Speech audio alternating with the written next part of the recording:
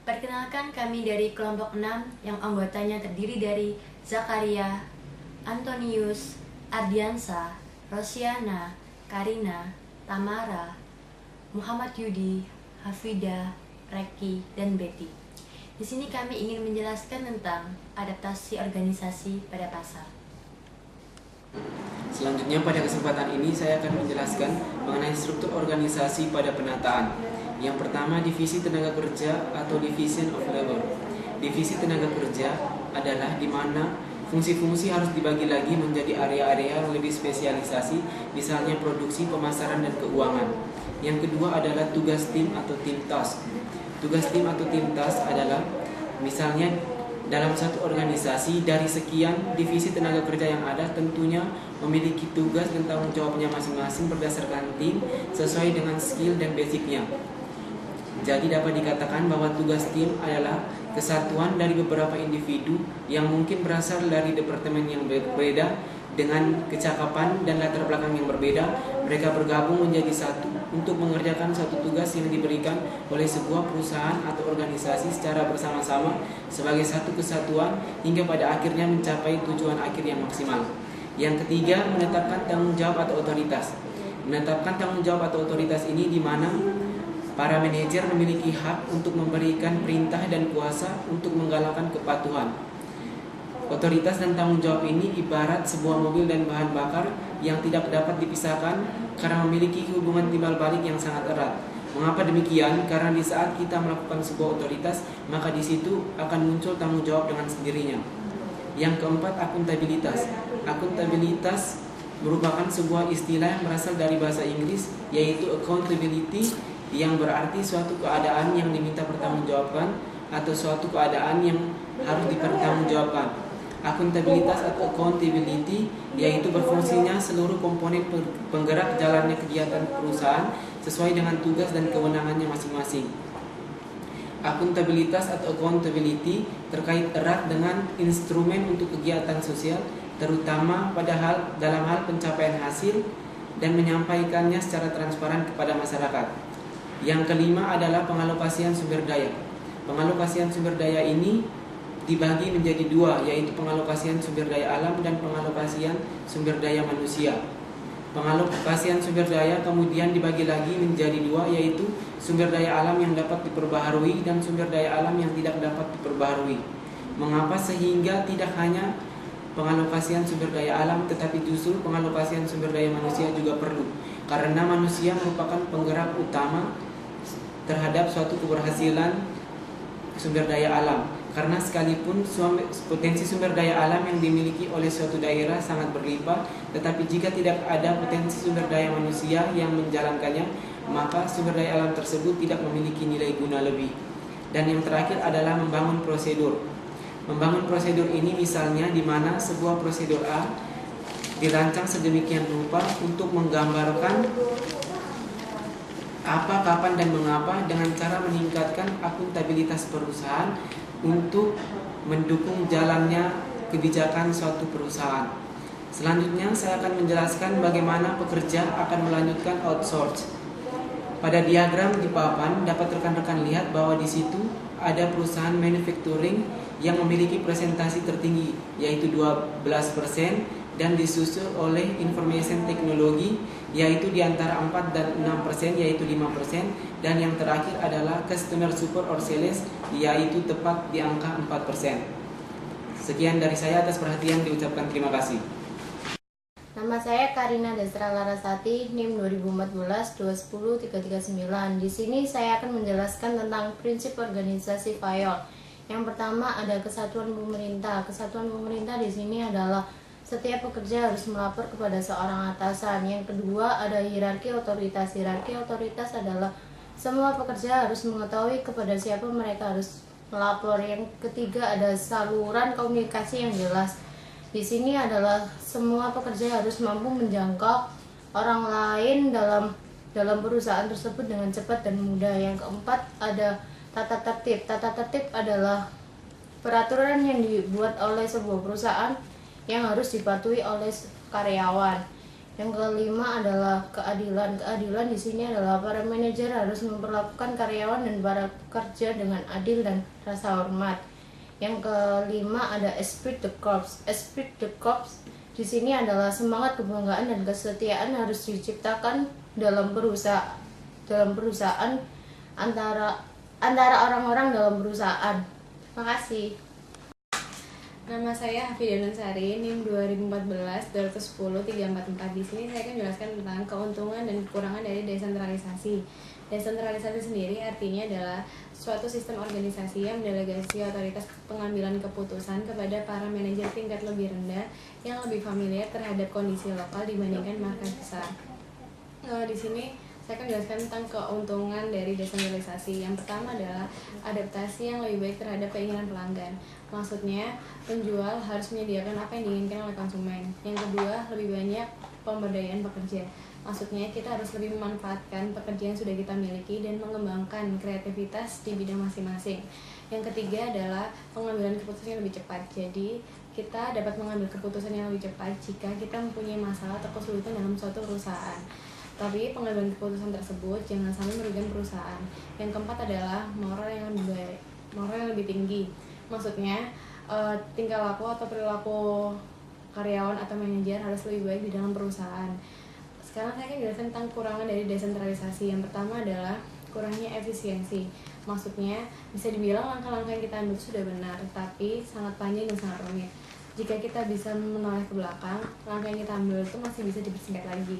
Yang kedua adalah sistem distribusi yang kompleks. Maksudnya sistem pendistribusian atau penyaluran akan dibagikan secara merata dan menyeluruh. Yang ketiga adalah kendali manajemen yang lebih sedikit.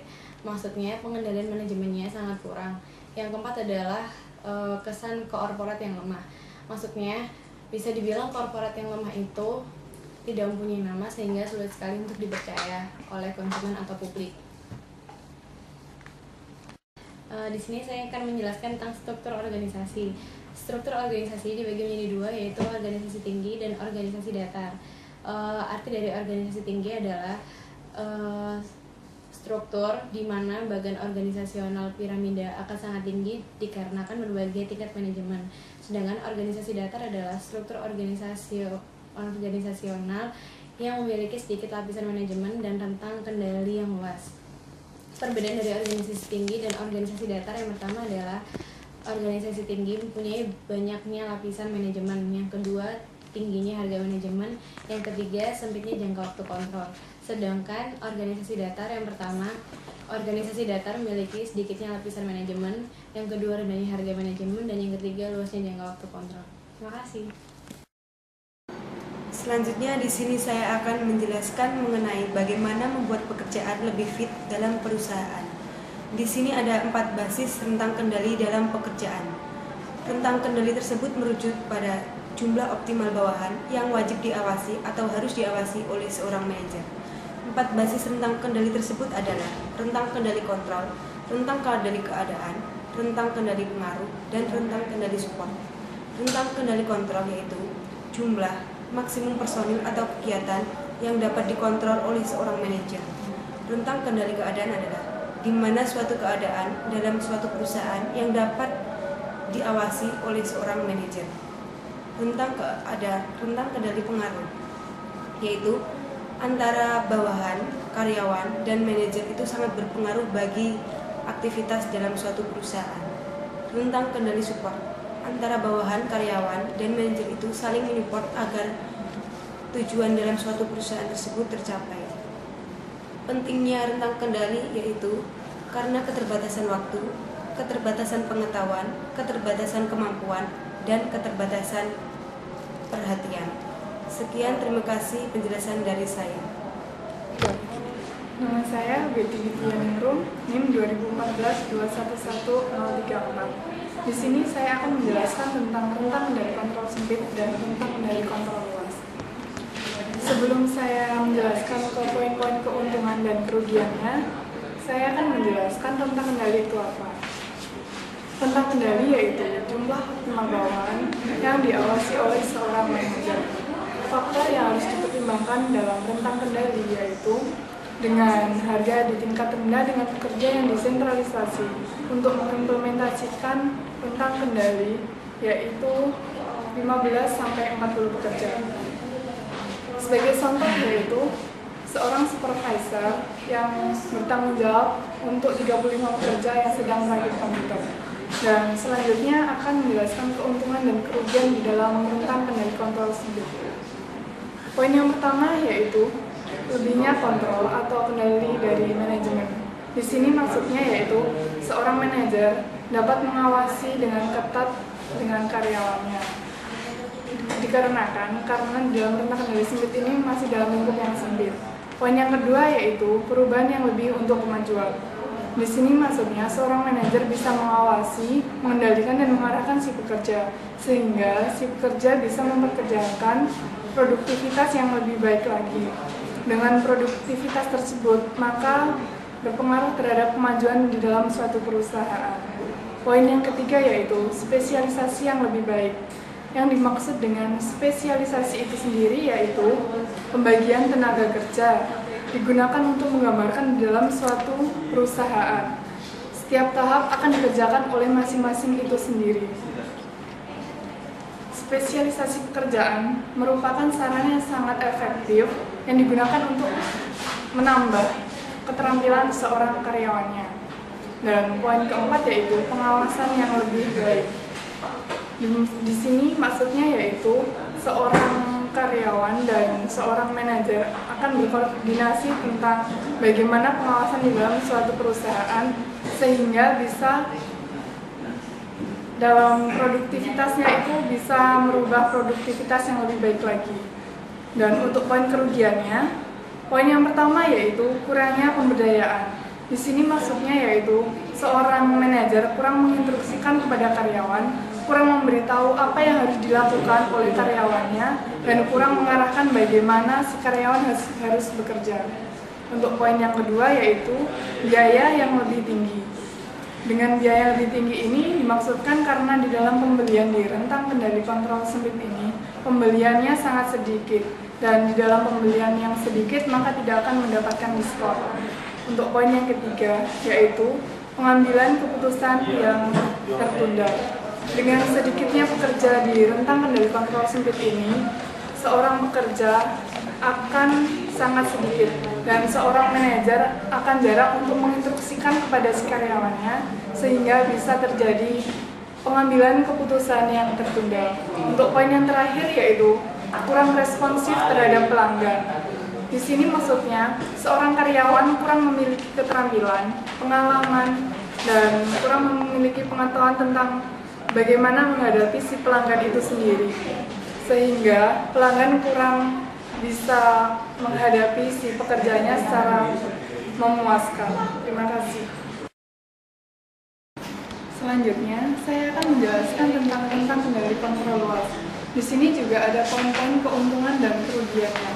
Poin yang keuntungan, poin yang pertama yaitu biaya yang lebih sedikit di dalam produktivitas untuk membeli bahan-bahan untuk produktivitas dalam suatu perusahaan dikategorikan besar, dan dengan pembelian yang besar tersebut maka akan mendapat diskon dan akan mempersedikit biaya di dalam suatu perusahaan. Poin yang kedua yaitu lebih responsif terhadap pelanggan. Di sini seorang karyawan mempunyai keterampilan, pengalaman dalam pelayanannya, mempunyai sikap ramah, peduli, dan perhatian terhadap si pelanggan, memberikan produk yang lebih bagus dan dengan harga yang pantas. Untuk poin yang ketiga, yaitu pengambilan keputusan yang lebih baik. Di sini seorang manajer akan memberikan keputusan yang lebih baik lagi dikarenakan dengan banyaknya pekerja di dalam suatu perusahaan, maka seorang manajer akan cepat menginstruksikan kepada karyawannya. Untuk poin yang keempat, yaitu pemberdayaan yang lebih baik. Di sini seorang manajer akan menginstruksikan kepada karyawan, akan memberitahu apa yang harus dikerjakan seorang karyawannya untuk mencapai tujuan dan sasaran dalam suatu perusahaan. Untuk poin kerugiannya, poin yang pertama yaitu kesempatan yang lebih sedikit untuk kemajuan. Di dalam pengawasan di dalam suatu perusahaan, seorang manajer akan sulit untuk mengawasi dan mengontrol karyawannya, dikarenakan di sini rentang kendali kontrol luas ini sangat luas sekali. Untuk poin yang kedua, yaitu manajer yang bekerja berlebih. Di sini manajer pekerjaannya yaitu mengawasi, mengontrol, dan mengarahkan seorang pekerja. Dengan pekerja yang sangat banyak, maka seorang manajer berkewalahan untuk mengatasi pekerja dalam produktivitasnya. Untuk poin yang ketiga, yaitu hilangnya kendali. Hilangnya kendali seorang manajer dapat disebabkan oleh karyawan yang susah diarahkan dan susah dikendalikan dalam melakukan pekerjaan dalam suatu perusahaan. Untuk poin yang terakhir, yaitu poin keempat, lebih sedikit keahlian manajemen. Di sini seorang karyawan mempunyai keahlian manajemen yang lebih sedikit dibandingkan manajer. Tetapi seorang manajer juga belum tentu mempunyai keahlian manajemen yang lebih dibanding seorang karyawannya. Perkenalkan, nama saya Tamara Gianti Intamusia, NIM 2014-210340. Di sini saya akan menjelaskan fungsi departementalisasi. Yang dimaksud departementalisasi adalah pembagian fungsi organisasional menjadi unit-unit yang terpisah. Berikut adalah keuntungannya. Yang pertama adalah dapat mengembangkan keterampilan. Yang dimaksud di sini adalah para karyawan dapat mengembangkan keterampilan di dalam departemen tersebut. Yang kedua adalah ekonomi skala. Perusahaan dapat memusatkan sumber dan ahli di dalam area itu. Yang ketiga adalah koordinasi yang baik. Manajemen puncak dapat mengkoordinasikan dengan baik di dalam departemen tersebut. Kerugiannya adalah yang pertama kurangnya komunikasi. Yang dimaksud di sini adalah kurangnya komunikasi dalam departemen-departemen yang berbeda. Yang kedua, mulai mengidentifikasikan departemen. Di sini yang dimaksudkan adalah para karyawan yang individualis dapat mulai mengidentifikasikan departemen daripada organisasi menjadi satu keseluruhan. Yang ketiga adalah respon perusahaan terhadap perubahan eksternal yang lambat. Dan yang keempat adalah sedikitnya spesialis. Di sini yang dimaksud sedikitnya spesialis adalah orang-orang tidak dilatih untuk mengambil manajerial yang berbeda sehingga menjadi spesialis yang terbatasi. Nama saya Ardiansa Putra Utomo, NIM 2014-210-337. Di sini saya akan menjelaskan tentang departementalisasi dan bentuk-bentuknya. Departementalisasi sendiri adalah pembagian struktur-struktur organisasi menjadi unit-unit terpisah. Adapun bentuk-bentuk departementalisasi, yang pertama adalah hasil, yang kedua fungsi, ketiga grup pelanggan, keempat lokasi geografis, yang kelima ada proses. Dan selanjutnya saya akan menjelaskan organisasi jalur. Yang dimaksud organisasi jalur adalah organisasi yang memiliki dua jalur langsung yang meliputi tanggung jawab, otoritas, komunikasi yang berjalan dari atas ke bawah. Berikut adalah keuntungan dan disadvantage dari organisasi jalur. Keuntungan yang pertama adalah bersihnya otoritas dan pertanggungjawaban. Yang kedua, dapat mengerti dengan mudah. Yang ketiga, satu pengawas dan satu pegawai. Kemudian disadvantage adalah yang pertama tidak dapat diubah. Yang kedua, sedikitnya spesialis. Yang ketiga, memiliki jalur komunikasi yang panjang. Yang keempat, tidak mampu menangani keputusan. Berikut adalah presentasi dari saya. Sekian dan terima kasih. Di sini saya akan menjelaskan organisasi jalur dan staf. Organisasi jalur dan staf sendiri adalah kombinasi dari organisasi jalur, asas, komando dipertahankan, tetapi dalam kelancaran tugas, pemimpin dibantu oleh para staf, di mana staf berperan memberi masukan, bantuan, pikiran, saran-saran, dan data-data yang dibutuhkan. Di personil di sini ada dua. Yang pertama personil jalur dan personil staf. Personil jalur yang pertama otoritas formal tugasnya, yang kedua dapat membuat keputusan. Personil staf tugasnya adalah yang pertama menasihati personil jalur dan yang kedua adalah membantu personil jalur. Perkenalkan, nama saya Zakaria Setia Haryadi, NIM 2014-210-334. Di sini saya akan menjelaskan tentang organisasi matriks, kondisi penting untuk tim kecil, dan terakhir contoh norma kelompok sosial, kelompok informal. Saya akan memulai dari organisasi matriks terlebih dahulu. Organisasi matriks disebut dengan organisasi proyek, yaitu suatu organisasi yang dirancang untuk mencapai hasil-hasil pekerjaan spesifik dengan cara mengambil anggota-anggota di tim spesialis dari bidang-bidang fungsional organisasi. Di sini saya akan menjelaskan tentang keuntungan dan kerugian organisasi metrik. Saya akan mulai dari keuntungannya terlebih dahulu. Keuntungan dari organisasi metrik yaitu 1, mudah disesuaikan. Maksudnya yaitu organisasi metrik dalam penerapannya tidak terlalu sulit, dan oleh karena itu perusahaan-perusahaan menerapkan organisasi ini dalam proyek-proyek besar mereka. 2, kooperasi dan kerjasama tim. Struktur ini mendorong kooperasi interorganisasional dan kerjasama antar tim. 3, kreatif. Organisasi matriks menawarkan solusi-solusi kreatif atas masalah-masalah seperti masalah pengembangan produk. 4, penggunaan yang efisien. Maksudnya yaitu struktur organisasi matriks menawarkan sumber-sumber organisasional yang efisien. Sekarang kita akan beralih ke kerugian dari organisasi metrik. Kerugiannya yaitu 1, kompleks. Isu-isu kompleks ini muncul atas adanya salah paham atau misunderstanding. Cara penyelesaiannya yaitu dengan integrating atau problem solving. Namun problem solving mempunyai kelemahan, yaitu membutuhkan waktu yang sangat lama dalam pemecahan masalah. 2, kebingungan dan kesetiaan. Dalam organisasi matriks terdapat 2 manajer, yaitu manajer unit fungsional dan manajer proyek.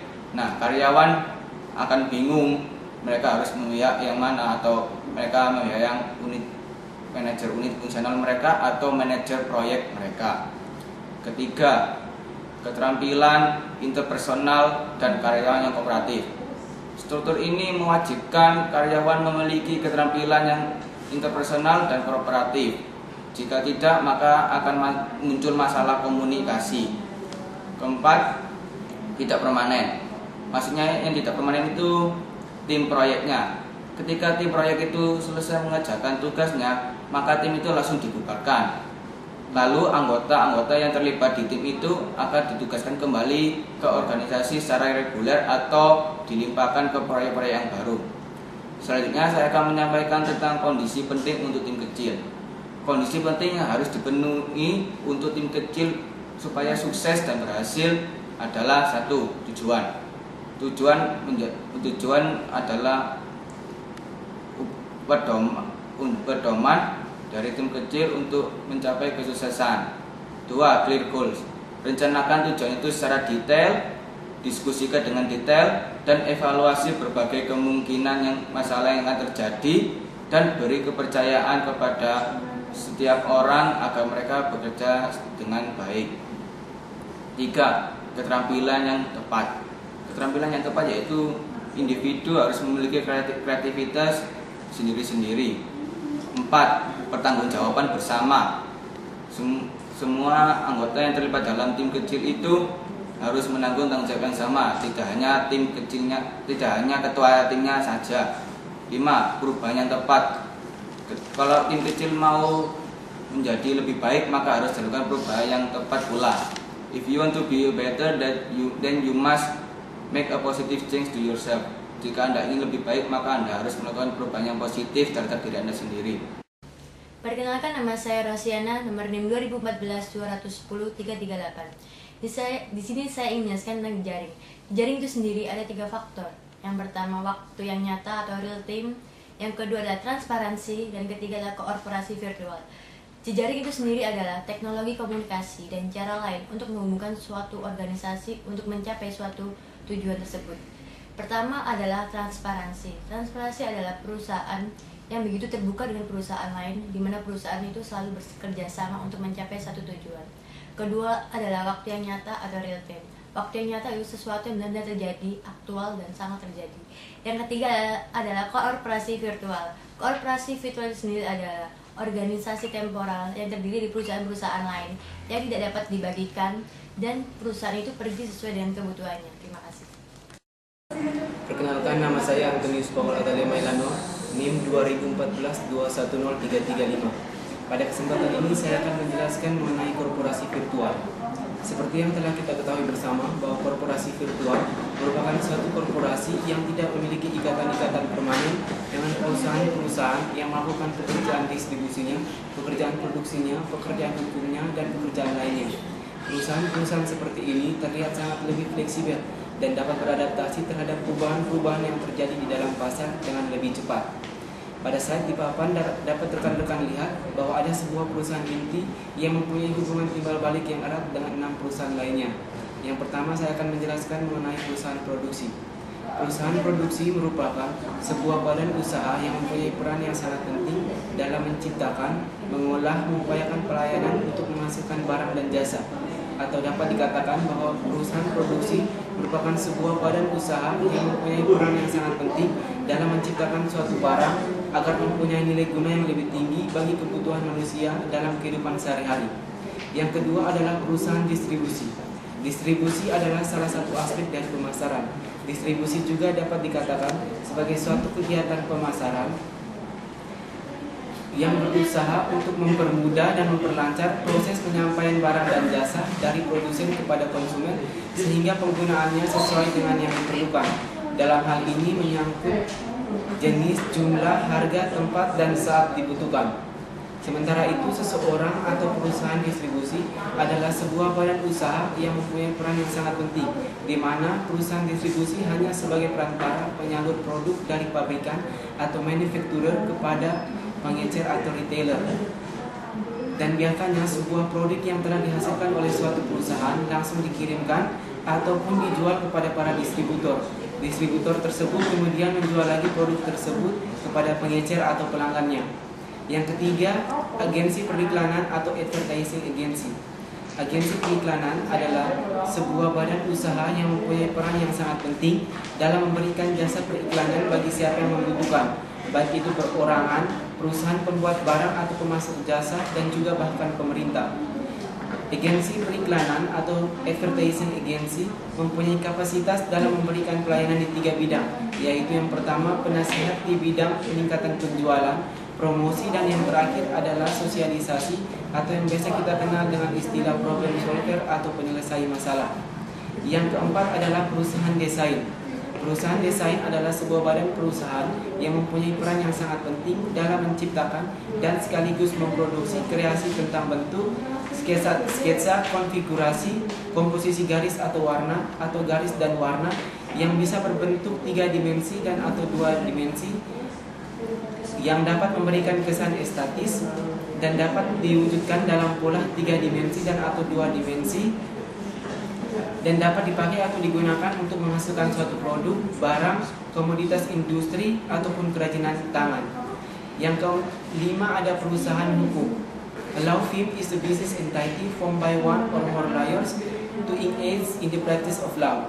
The primary service rendered by a law firm is to advise clients, individuals, or corporations about their legal rights and responsibilities, and to represent clients in civil or criminal cases, business transactions, and other matters in which legal advice and other assistance are sought.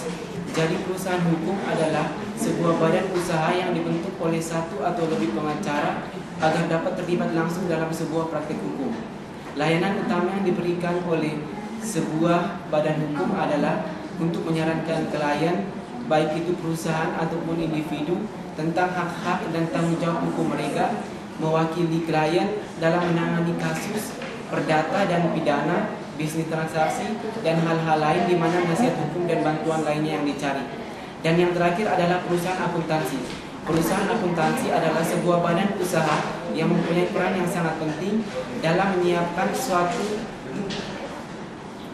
laporan keuangan yang akurat agar dapat dimanfaatkan oleh para manajer, pihak berkepentingan lainnya, dan pihak-pihak yang mempunyai peranan yang sangat penting dalam perusahaan akuntansi seperti pemegang saham, kreditur, ataupun pemilik perusahaan.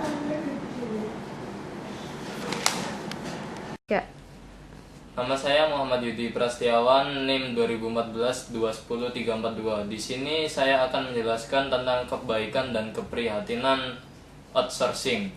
Outsourcing adalah sistem tenaga kerja di mana suatu perusahaan tapi perusahaan tersebut akan mempekerjakan pekerjanya di perusahaan lain. Contohnya PT STIE ke PT Perbanas. Di sini saya menjelaskan tentang kebaikannya. Kebaikan yang pertama yaitu staf yang cukup untuk menjalankan fasilitas. Dikarenakan perusahaan tersebut mempekerjakan tenaga kerja outsourcing, maka perusahaan tersebut yang sebelumnya tidak cukup untuk menjalankan fasilitasnya sekarang menjadi cukup karena ada tenaga outsourcing. Yang kedua adalah harga. Karena mereka adalah tenaga outsourcing, maka harga pengabdian mereka tidak terlalu besar atau tidak sama seperti karyawan dari perusahaan sendiri. Yang ketiga selanjutnya adalah keprihatinan, yaitu yang pertama moral pekerja yang rendah, karena mereka adalah tenaga outsourcing dan belum diberikan training kepada perusahaan yang mempekerjakannya, maka moral pekerja mereka adalah moral yang rendah. Yang kedua adalah pertanggungjawaban. Mereka dikenakan tanggung jawab yang ganda karena di perusahaannya udah mendapatkan pertanggungjawaban, sedangkan di perusahaan dia bekerja sendiri juga dipertanggungjawabkan. Yang ketiga adalah keamanan yang rahasia. Mereka adalah tenaga outsourcing, maka dari itu perusahaan yang mempekerjakan mereka akan mengamankan tentang keamanan yang sangat rahasia kepada outsourcing tersebut. Terima kasih. Selanjutnya di sini saya ingin menjelaskan tentang adaptasi pada perubahan. Adaptasi pada perubahan ada 4 faktor. Yang pertama adalah restrukturisasi, kedua berfokus pada pelanggan, ketiga menciptakan kultur organisasional, dan keempat organisasi informal. Restrukturisasi adalah mendesain ulang sebuah organisasi sehingga organisasi itu bisa lebih efisien untuk mencapai suatu tujuannya kepada pelanggannya. Yang kedua adalah berfokus pada pelanggan, di mana berfokus pada pelanggan itu sendiri. Setiap keputusan bisnis yang kita peroleh itu berasal dari pengetahuan kita. Yang ketiga adalah menciptakan kultur organisasional. Menciptakan kultur organisasional itu sendiri adalah nilai yang dimiliki secara luas di dalam organisasi untuk mencapai tujuan umum. Yang keempat adalah organisasi informal. Organisasi informal itu sendiri adalah sistem hubungan organisasi di mana itu berkembang secara spontan. Terima kasih. Di sini saya akan menjelaskan tentang otoritas tradisional. Otoritas tradisional adalah di mana hak-hak tradisional individu yang kuat atau dominan atau kelompok diterima atau setidaknya tidak ditentang oleh bawahan. Otoritas tradisional mencakup top manajer keputusan, yang kedua perkembangan manajer, yang ketiga pekerja dan pengawas. Top manajer keputusan, setiap manajer pasti mempunyai atau bisa membuat keputusan supaya perusahaan tersebut bisa berkembang atau malah keputusan tersebut bisa membangkrutkan perusahaan tersebut. Yang kedua perkembangan manajer. Apabila seorang manajer tidak mempunyai pikiran yang luas dan mempunyai ide-ide baru untuk mengembangkan perusahaan tersebut bisa saja akan bangkrut atau kalah saing dengan perusahaan yang lain. Yang ketiga pekerja dan pengawas. Tiap perusahaan mempunyai SOP atau standar operasional prosedur tersendiri dan membutuhkan pengawas untuk melakukan observasi apakah pekerjaan tersebut sudah sesuai standar operasional tersebut. Terima kasih. Di sini saya akan menjelaskan tentang organisasi yang terbalik. Organisasi yang terbalik itu adalah kebalikan dari organisasi tradisional. Di sini ada 3 tingkatan. Yang pertama para pekerja garis depan yang diberdayakan. Para pekerja garis depan yang diberdayakan di sini maksudnya adalah para karyawan itu dibekali ilmu yang lebih, terus pengetahuan yang lebih, dan gaji atau upah yang lebih daripada para pekerja garis depan di masa lalu. Yang kedua personil pendukung. Personil pendukung di sini tugasnya yaitu membantu para pekerja garis depan apabila mengalami kesulitan. Dan yang ketiga, manajemen puncak. Manajemen puncak di sini tugasnya bukan hanya bertanggung jawab, melainkan dia juga membantu, menasihati dan membimbing para pekerja garis depan yang sedang bekerja. Selanjutnya materi terakhir yaitu saya akan menyampaikan tentang contoh norma kelompok informal. Contoh norma kelompok informal yaitu 1. Melakukan pekerjaan tanpa menghasilkan sisa anggota kelompok. 2. Mendengarkan bos dan menggunakan keahliannya tanpa percaya dengan dia. 3. Jangan katakan tidak atau menggunakan bahasa lelucon di antara para anggota kelompok. Dan yang terakhir, setiap orang harus bersih atau di stasiun atau melakukan pekerjaan di stasiun kerja mereka. Selanjutnya saya akan menjelaskan tentang cara membuat job fit untuk perusahaan Anda. 1. Setiap manajer harus bertanya. Yang kedua, sumber daya apa yang mengontrol untuk menyelesaikan tugas saya. Yang ketiga, langkah-langkah apa saja yang akan digunakan untuk mengevaluasi kinerja saya. Yang keempat, siapa yang saya perlu berinteraksi dengan pengaruh untuk mencapai tujuan saya. Yang terakhir adalah berapa banyak dukungan yang saya bisa harapkan ketika saya menjangkau orang lain untuk membantu. Terima kasih.